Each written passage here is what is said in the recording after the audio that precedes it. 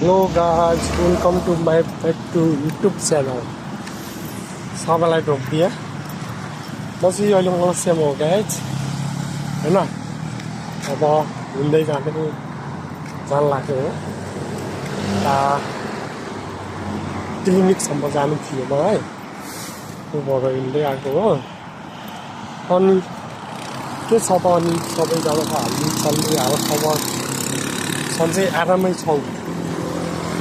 अब नेपालको भनौँ भने होइन हाम्रो देशमा अब त्यही हो नेताहरूले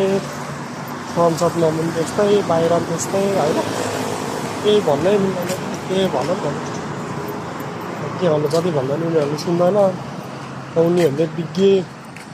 उनीहरूले सब ठोक होइन उनीहरूले सब जान्ने त्यही हामी त को भन्ने जस्तो गर्छ नि त जनताहरूलाई त मान्छे गर्दैन फेरि चुनावमा चाहिने भनेको त जनता रहेछ नि त होइन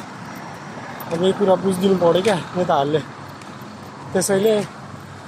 त्यो सदनमा झगडा भन्दा पनि बेसिक जनताहरूको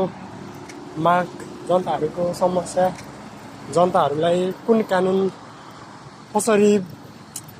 गर्दा जनताहरूलाई ठिक हुन्छ भन्ने कुरामा सोचिदिनु पऱ्यो क्या त्यो लडाइँ झगडा गरेर होइन अब यताउता गरेर के काम छैन क्या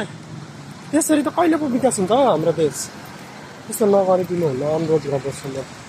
धन्यवाद